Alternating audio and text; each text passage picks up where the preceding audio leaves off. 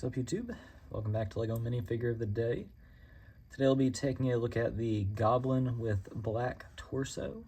This guy came out in one set back in 2002 as part of the Harry Potter line. Now guys, I don't think we've looked at a Goblin yet on this channel. A couple of them came out as part of those early Harry Potter sets, and honestly they're pretty unique looking minifigures.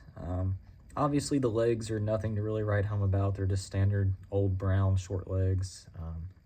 But the torso and the head, they're actually both pretty cool. They use, I guess, tan plastic, which is pretty unique. You don't really see hands in tan a lot, so that's actually pretty cool to see. And the torso actually has a pretty cool print as well. Obviously, he's supposed to be wearing a suit of some kind in the movie. The goblins are like bankers. This is one of the few Harry Potter movies I've actually seen. You know, they run the bank, and you know, a guy who's running a bank, he should be wearing a pretty fancy suit, and honestly, it looks pretty good. You wouldn't even really know it's a Harry Potter suit just by looking at it. You know, it kind of does have a little bit of that Harry Potter look to it, but I mean, it honestly is just a pretty nice piece in general. You could replace the hands with something else, and you'd never know. The head is obviously a uniquely molded piece.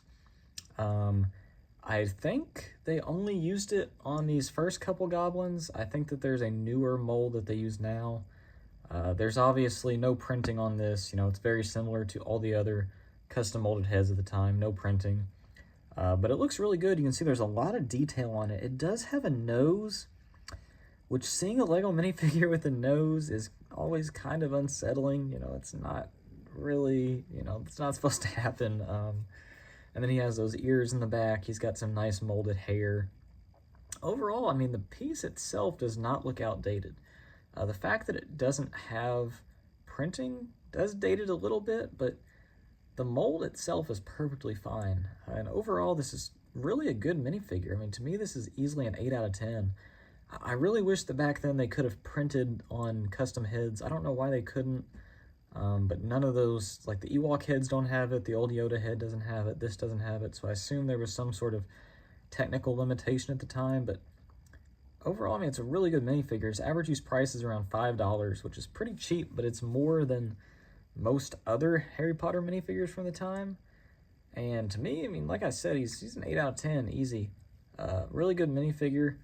And overall, I mean, it's going on 20 years old, but you'd never know by looking at it. So I think that's a pretty good sign of a minifigure. So yeah, guys, thanks for watching, and I'll see you all tomorrow. Represent.